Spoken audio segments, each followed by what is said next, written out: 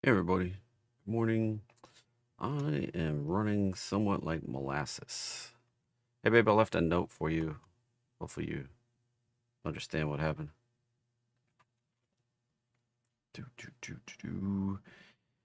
Let's see. I need to find my poll thinger. There we go. Let's see. What the heck is this? Just when you think you got it all figured out, they change something. There's a change in the matrix.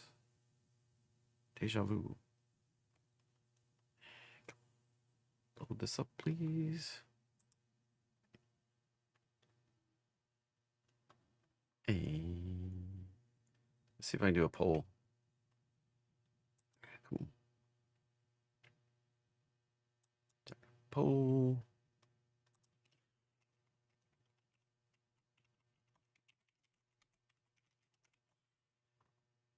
There we go.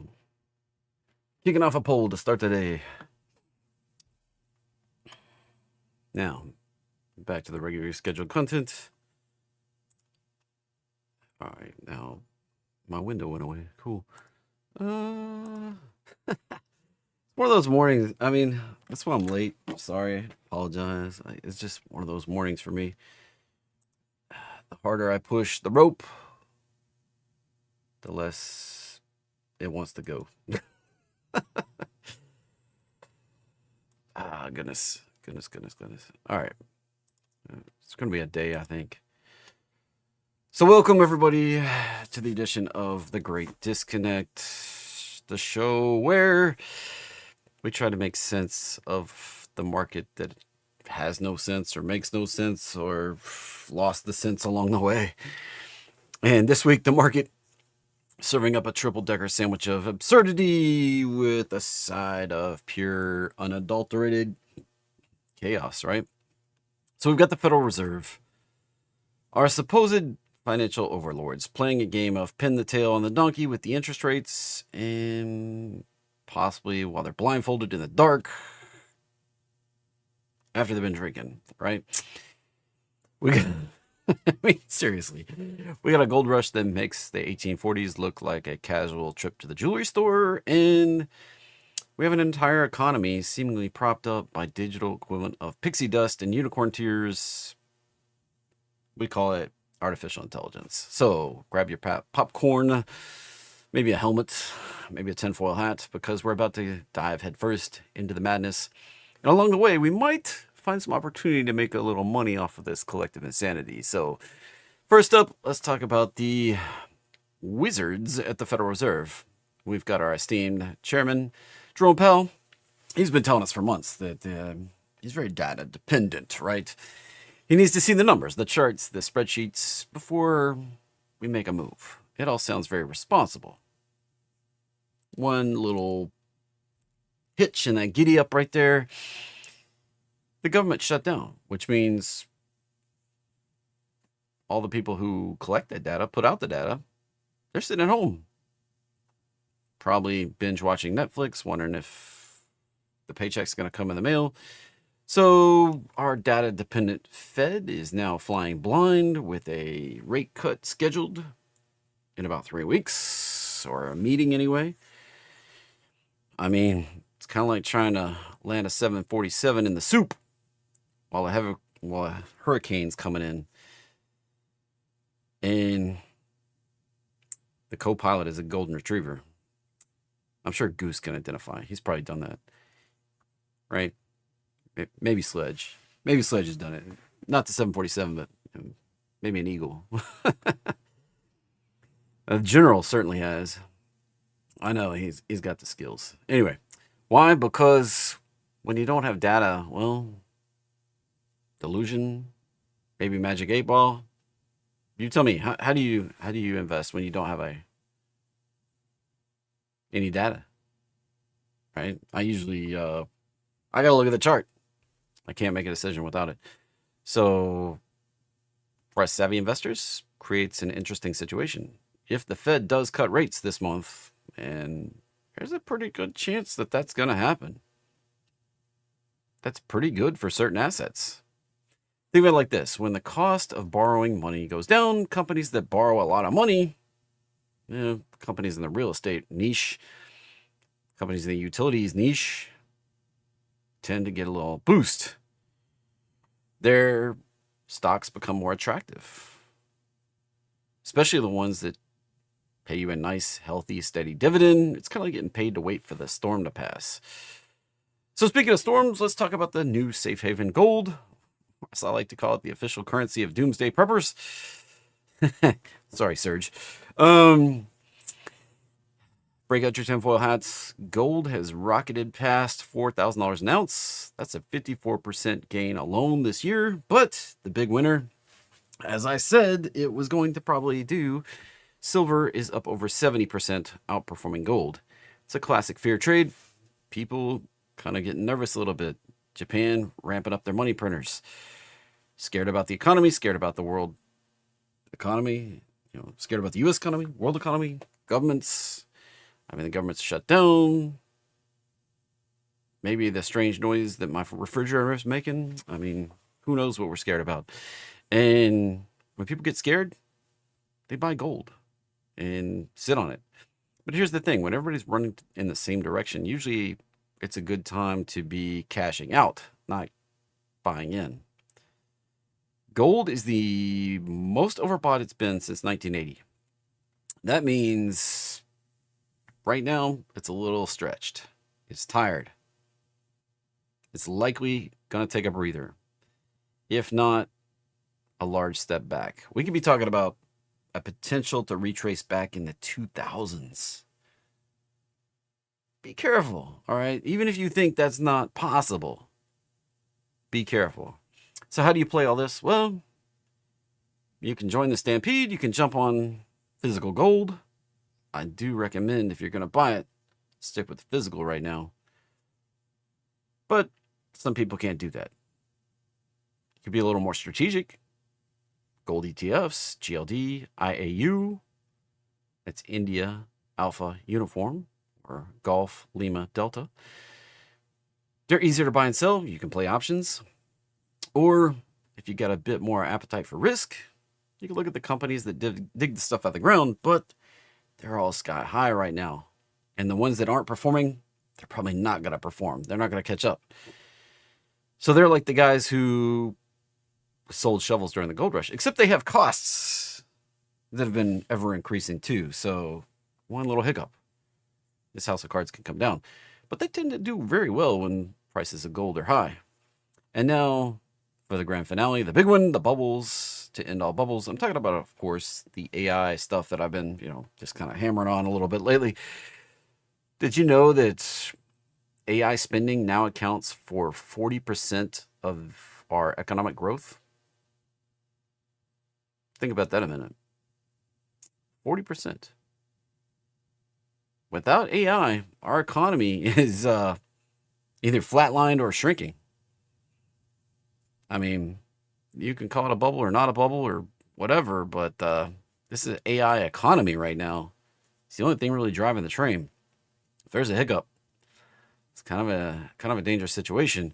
The entire system built on the promise that a bunch of computers are going to solve all the world's problems, and maybe they will. But right now, it looks like the dot-com bubble to me.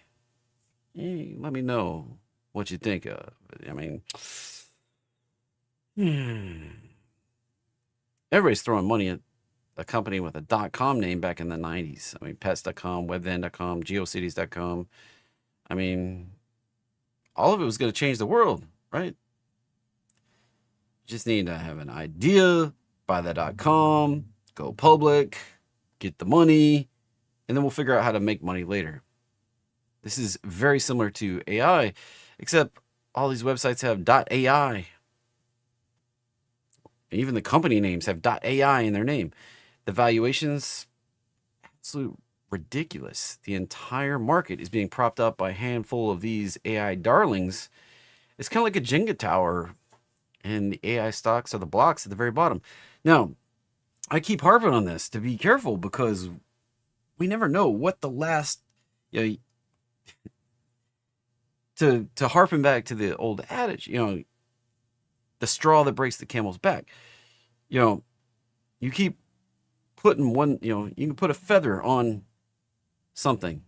Eventually, one last feather is all it takes, and the whole thing comes down. Be careful, all right? I never know what the last little move is going to be. So what's the smart move here? Well, you might consider taking some profits on your high-flying tech stocks. Reset your risk. It's a smart thing to do. You can look at some contrarian plays out there. There are inverse ETFs that actually go up when tech stocks go down. But if this thing keeps going higher, those are going to get decimated before the real turn. But playing the contrarian, it's like betting against the herd. Third, you can look at diversifying your portfolio, spread out from just AI. Look at the tech exposure. Old-fashioned, boring sectors like energy, manufacturing. I mean, energy is actually hot because of AI. And look at international stocks. Jensen coming out yesterday saying that the limiting factor in AI right now is power production in the country. Until we can put new power plants online in a major big way, AI is kind of limited. That's going to limit all sorts of stuff. And those don't just get built in a month or two. Some of those take years to build. So there you have it.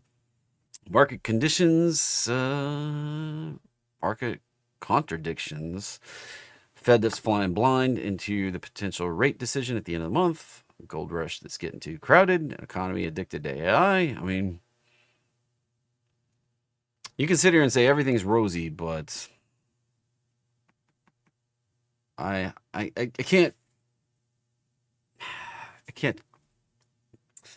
say it enough. I don't think that you need to be careful. You need to plan for when this thing actually turns.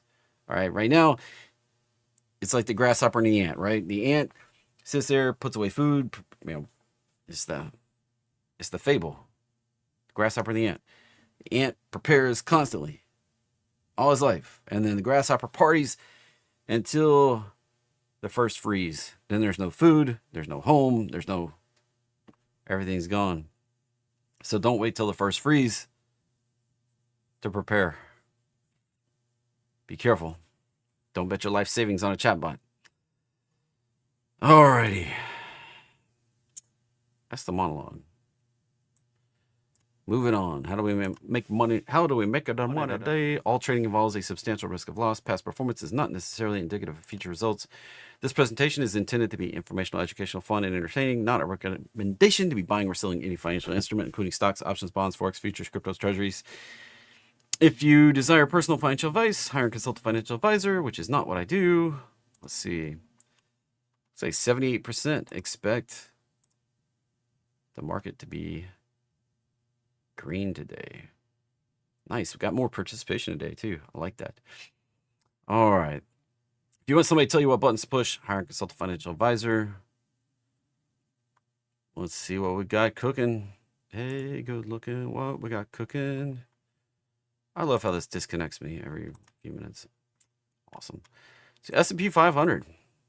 Already open in green.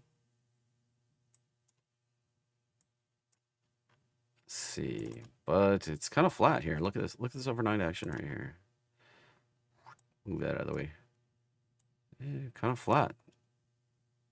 Not really very, kind of non-committal on the overnight action.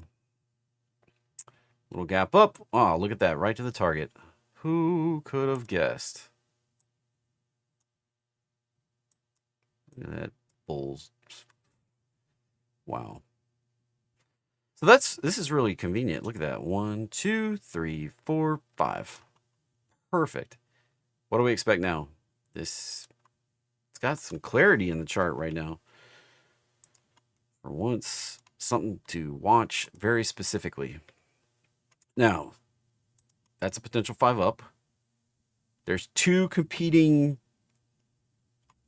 kind of overarching themes of a wave 2 or a retrace off of this. Now, what to watch? First, is the next thing corrective? The first place for this to bottom would be in the vicinity of 4, which that would be the 4. if we're going to get continuation higher. That would be the wave 2 right there. Now, the other place it can bottom, right down here. Now, funny enough, wave 2s and wave 4s tend to hit my roadmap line when there's about 100 to 150 candles involved in the pattern. That's kind of interesting too, right? So areas of support right here. If we get below that, we're probably coming down to here. And we want to see a 3-wave structure in that pullback, however it happens. And then 5-wave continuation. Now, the caveat here, if, big if we see something more like this, that bottoms in the vicinity of that, and we get a 3-wave retrace to a lower high, this says that that was a top, at least, or whatever, you know, whatever candle, if we make a couple more highs, whatever, it says that we potentially topped for now, and we're going to take a bigger correction down. All right, that's kind of the things to watch out for. Watching out for that support to hold in a 3-wave fashion. We're looking for this area to hold here and here, and take us higher. Bigger picture. Yeah, that fits. If it fits, it ships. We still have a date with a potential 7,000, 7,200 even. Let's target on ES 6,800. Got this potential right there. And we already tagged that 1448. We've got this one right here, 6817. There's a little more clarity here because there's more candles, there's less gaps, there's more data on the futures because they trade 23 hours a day, 6 days a week. In Q, interesting. I still kind of expect this to wind up for the pitch and go up here, somewhere up in there. Russell.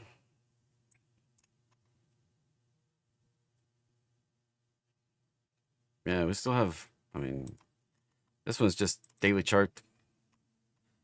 Didn't do the spicy downside at this point. Let's take a bunch of that off for now.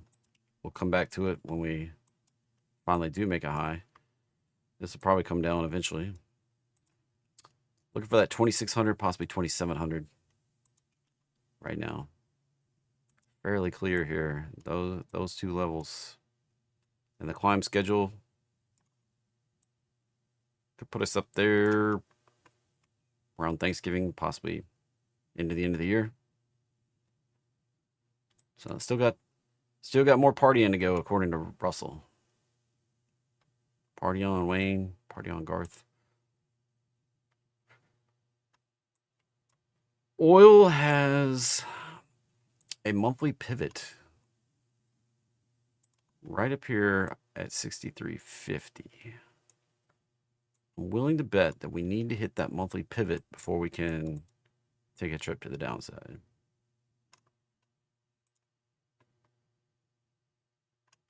Yeah, this is a downtrend. Be careful. There's no reversal set up. There's no higher high. There's no higher low so far. I mean, well, this is higher low than this, but on the local train here, we're going down until we start making some higher lows and setting up a potential reversal. Watch out for this train to keep going and retest this bottom.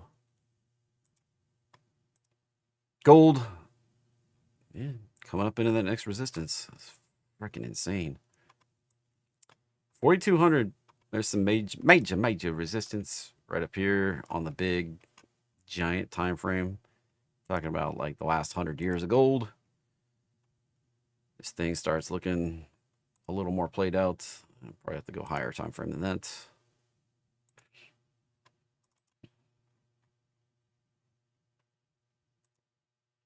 So look at it that way. Move up, retrace, move up, retrace, move up. Holy moly. So we got some potential up here around 43 or 44, 41, 42, 40. Yeah. Somewhere in this neighborhood, we're getting likely to form a top. And guess what? That retrace, very likely to come back into this vicinity, somewhere around the 2000s, before we go up again. And put it on log mode. And those levels still work. Be careful out there. Just saying, big picture, probably grinding into a top for now. Can it keep going? Sure, we can go crazy levels, but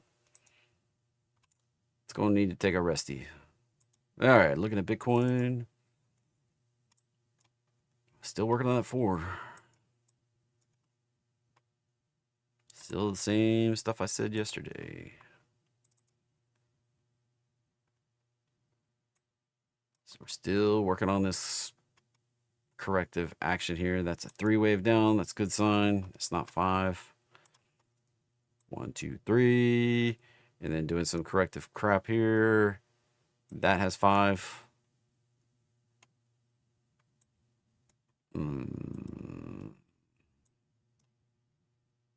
That's an A or 1. That's a 1. That's a 2. All right. Yep. So this was an A. This was a B. Now we're working on potential 1, 2. We're going to do a 3, 4, 5. Likely for a C. The only thing it has to do is make a low lower than this low right here. But if you're betting on Bitcoin going higher today, probably not happening.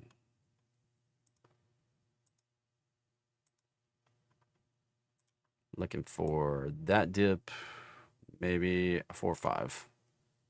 Could come as low as that, but somewhere around 120, 119, 120 is likely where we're going to bottom out.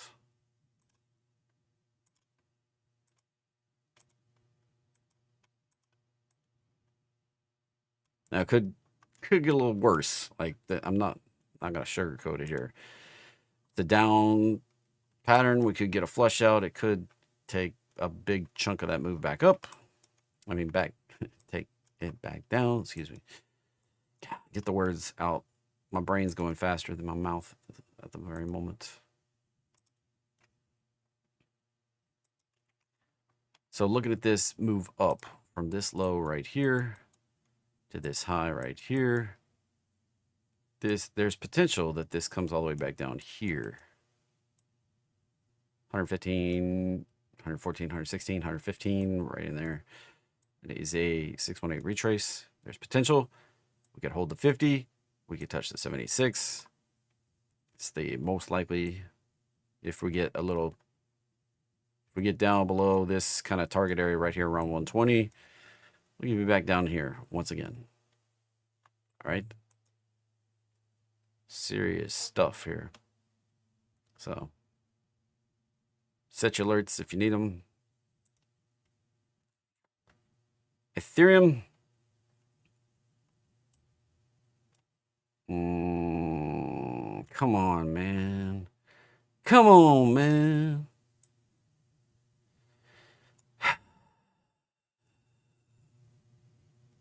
We need this to reverse if we're going to be bullish. If we don't reverse in the next few hours, this thing's going lower low than that low right there.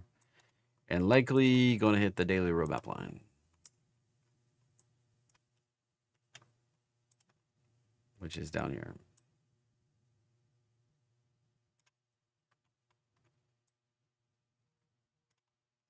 So we need that to reverse. If you can pretty much set a level around 4250. If we get below that, odds are we're coming down here. Odds are when we broke below here, we're coming down here. So that was the potential reversal. And right now, it's kind of like a big middle finger. Market saying, what's up? Yeah, sucks. Oh yeah, global liquidity. Now this is indicating the party is going to continue. As long as we're keeping this train going, party's probably going to continue.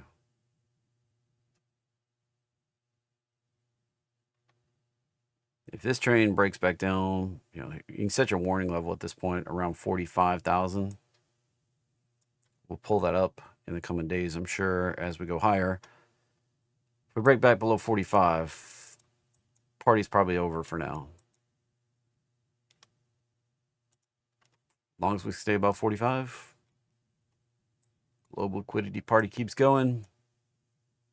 We could end up here at 60,000 on the Nike. Dollar. Yeah, look at that. Right in.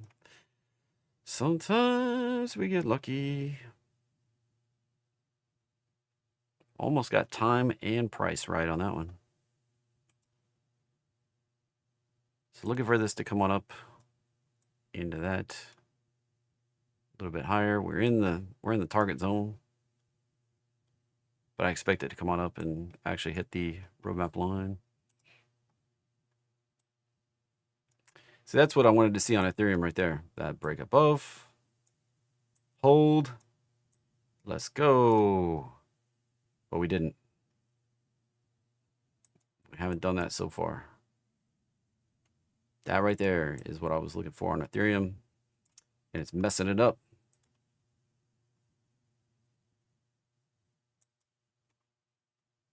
Apple dumpling was crack-a-lackin'. Probably going, I mean, that's just non-committal, right? Apple announces some sort of big something. Let's go. But right now, nothing. Amazon hanging out right here on the roadmap line. If we get below it, taking a bigger trip down. If we can get above the gap fill, we're going out to the targets on the upside. So nothing clear here yet, but 257 on the upside and down at 100, down below 160 on the downside. Google probably retracing, drifting. Yeah, this should be good for Jack. Jack sold at 250, I think.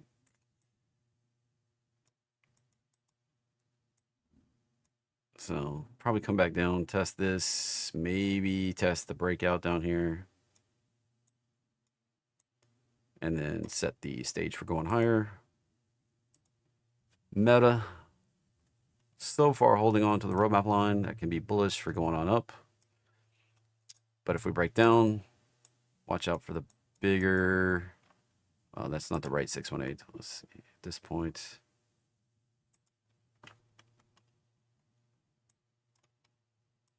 Right now, that's a three-wave retrace, but, oh yeah, there it is. No.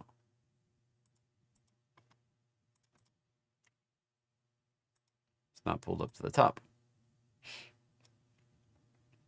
So this 618 would be the next resistance, or next support. Right there, and then lower low. So we're either going to break out, go up, you know, take this baby higher, which that's like 115 points, 115 points higher, or that's like 100 and, is that 80? Yeah, so that's 135 lower. And then we add on that the potential to go down another 130 more. So there's your risk to the downside versus your opportunity to the upside.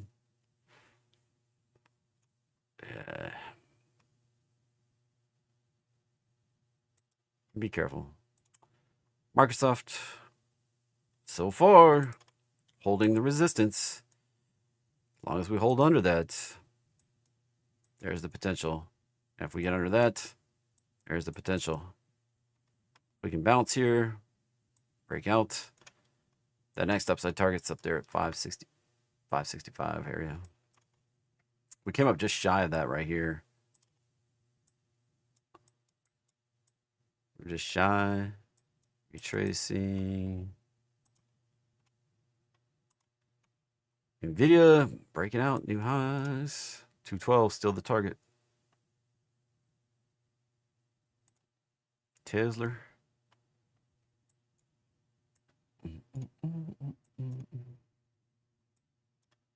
Saw some analysis last night that said that the options chain on Tesla is doing the same.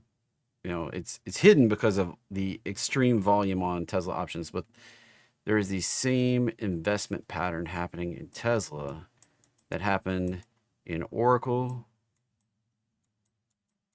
and AMD before the big pop. I saw an analysis last night that the same investment pattern is showing up in this one that were in these two before the big pop.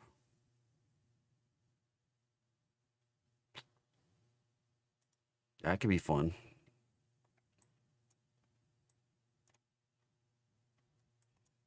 Imagine a 40% upside here. Be up here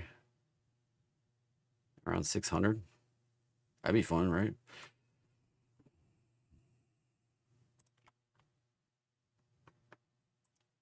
So we'll see you there. Netflix. Break this baby out. So we're watching this right here.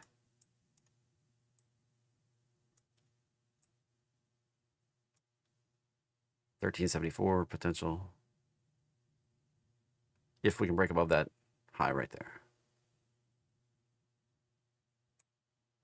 Getting above this is an indication. It's like an early, like you could be really early on this. And really early is only, $30. I'd wait for the confirmation. But this could take a while to play out, so be careful. Probably need a pullback, but look like the correction might be done on Netflix. And we did that back here. Tag that roadmap line and then off to new highs. All right, I go pull all the gainers. Things moving up $2 more in the pre-market. Put on the gainers list. Things moving down $2 more. Put it on that decliners list. Hunt for opportunities. See what we can find. And lots of leverage stuff making the list these days. Ooh, look at that one. UAL's probably got a date with like, I think I said 150 before. Can't remember. Apparently I nixed it off the chart. Oh yeah, there it is.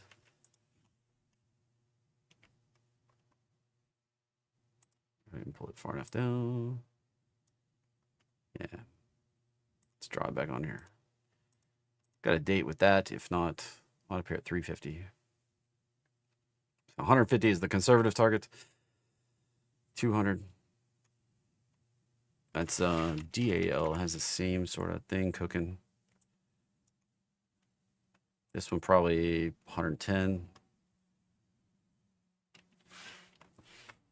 It's not universal across the airlines. Southern Copper. Look at that baby go. Look at the target up here. Ridiculous. Like 300. ETN.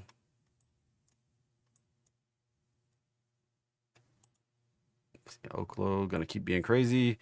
This has got a day of reckoning coming. Just saying. Everybody's investing in this based on the government contracts that have yet to show up in revenue. What if the government contracts never come? What if the government doesn't fix itself and reopen? A day of reckoning will come for Oklo. Contracts or not.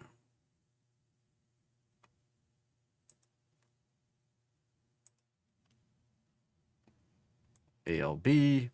So this is, you know, our U.S. government could take a stake in this and shoot it up here. That'd be absolute craziness. But this market is full of absolute crazy. RCL coming back down. Palladium. Look at that baby go. Come up in the target. Yeah, let's go 150 on that target for now. I mentioned this for a while that we had a potential for that to go.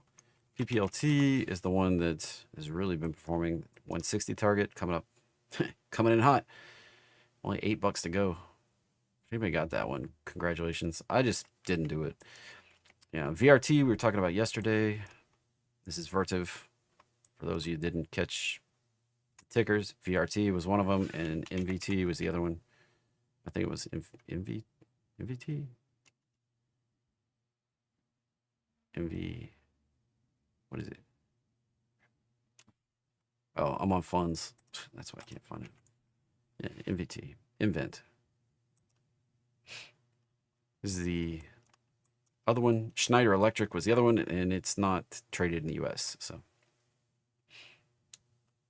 these are the data center cooling tickers I talked about yesterday. Wolf. Well, so this one's kind of ridiculous. They took all. They did the mother of dangerous freaking piece of duty things.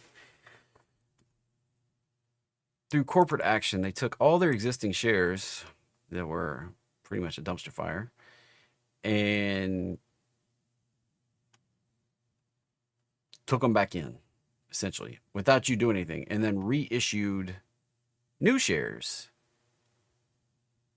And we're gonna collect all of our existing shares and we're gonna reissue new shares. And it was some ridiculousness, like a rate of, I don't even know what it was. It was like a rate of one new share for every 125 shares you had. I think it was something like that.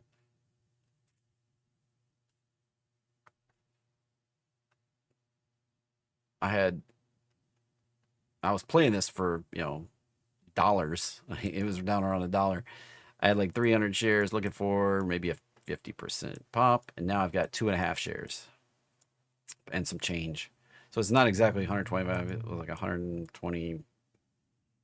I don't know, 123 or something like that. Anyway, so now I've got 2.5 shares. What the fudge do you do with 2.5 shares?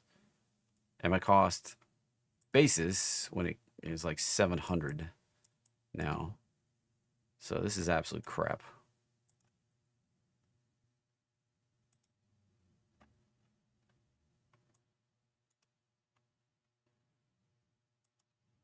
I don't even think the cost basis works out because I only had a couple $100 in it. So I'm not sure how I have a cost basis of 700. I think the broker is like all confused about what happened too. Oracle still on the down slope. MP. Looks like we're about to break that baby up and cruise higher to 96. AMD. Let's see. I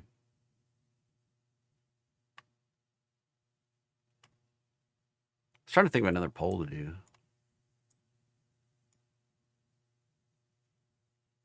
I got one.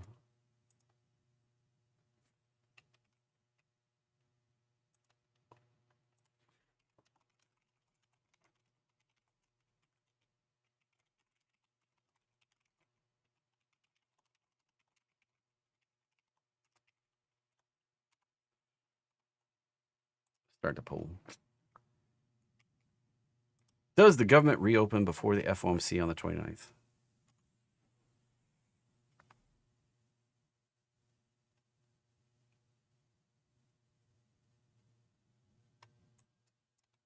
Yes or no? What do you think? We're kind of on the fence about it, honestly. We look at call sheet here. 25 days now. And going higher.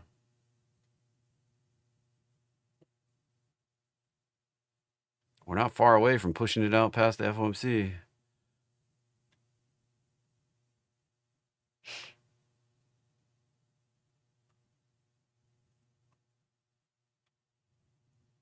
It's an interesting one. AMD blasting out. Target's up here. I've had that target for this whole correction. 500.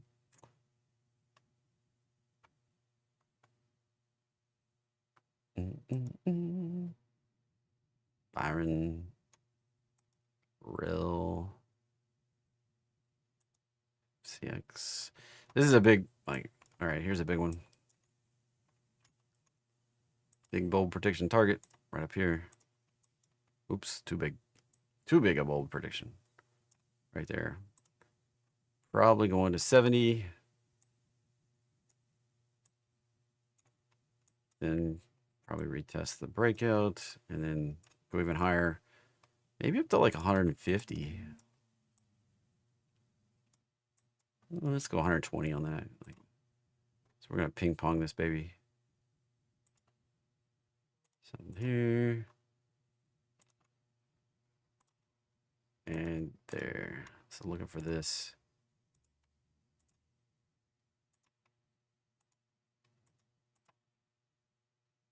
We got a breakout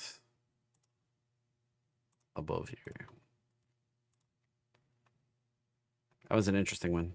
And so this is a daily setup too. Just in case you missed the pattern memo. We're likely to get to that 48 and 50 target right there. 75% likely and 70% likely based on the historical pattern. There you go. The polls will push an opening.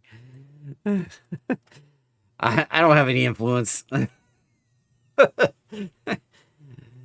Yeah, Goose sent me a thing about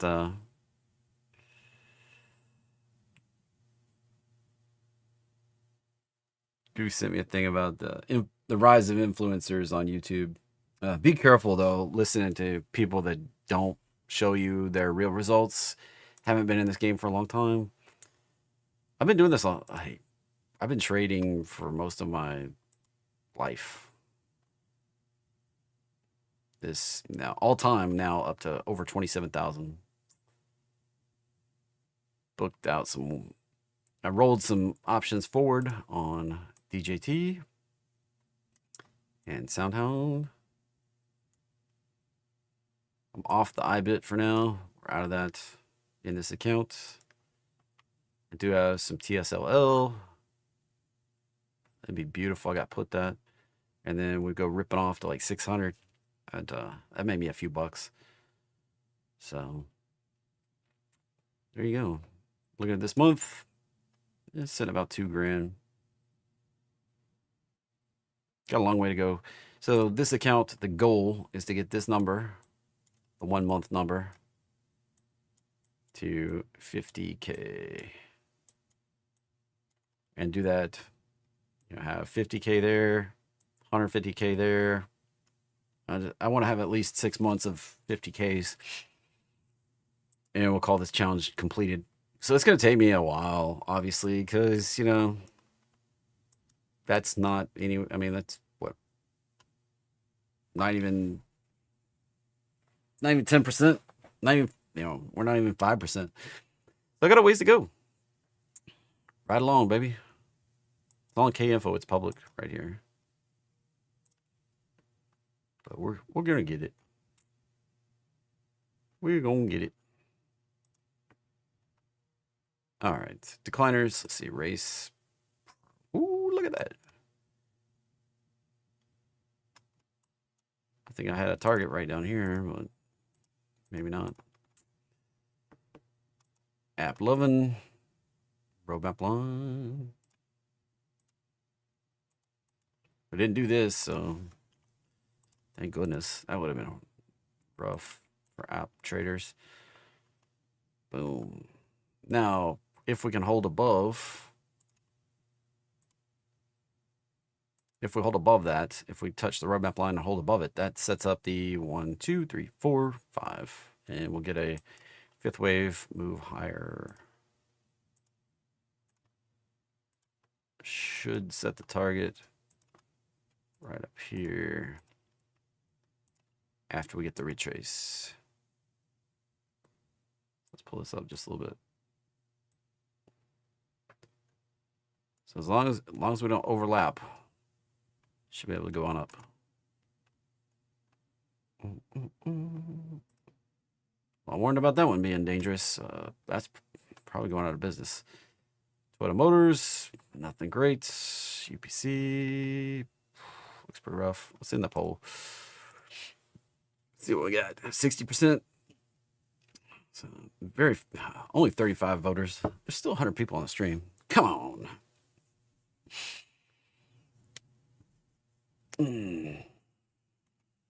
You're welcome, Skags.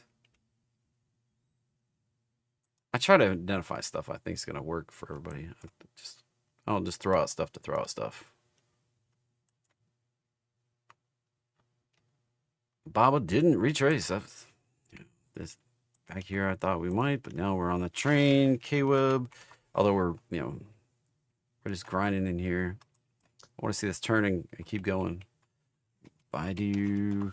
China's printing money, and China's been kind of quiet, right? Haven't really heard much the last 2 weeks. So they're due for something to spark that one up again. GNRC coming back for the roadmap line. Ryanair. No, that's not Ryanair. Ryan Specialty Holdings.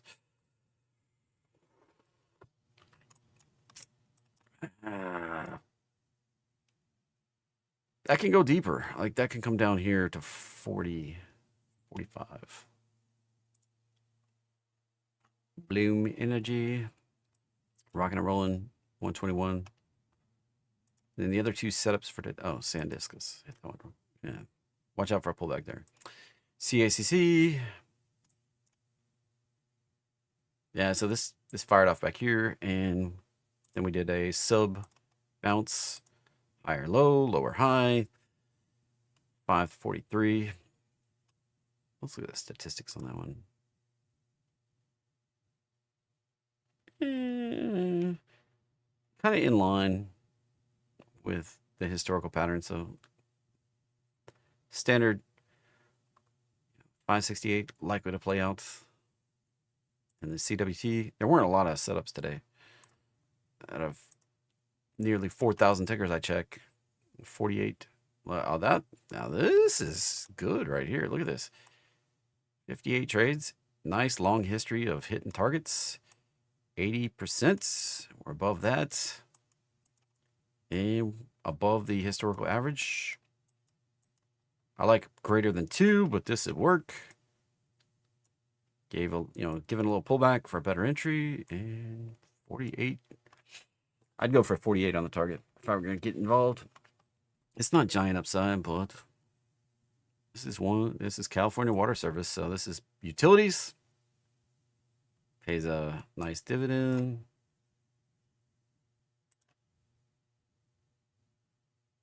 Two 2.5%. It's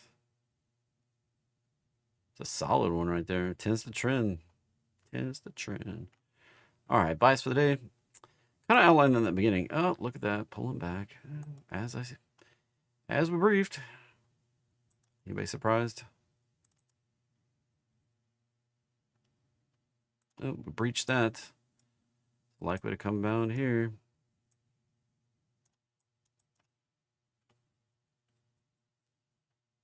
Surprise, surprise. Anyway.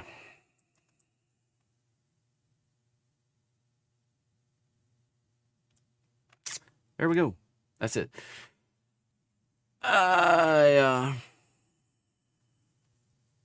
Do a poll better.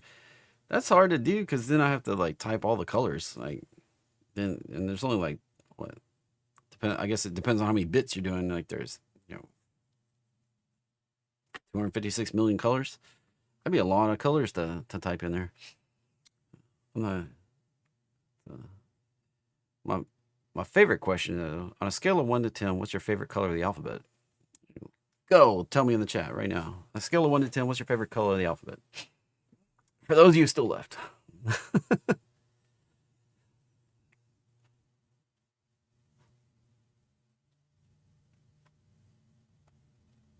My answer is usually Tuesday. All right. Have a great day, everybody. I'll be on Market Masters at 11:30. I'll be back here tomorrow morning, 9:15, same time as always. And I'll see you tomorrow.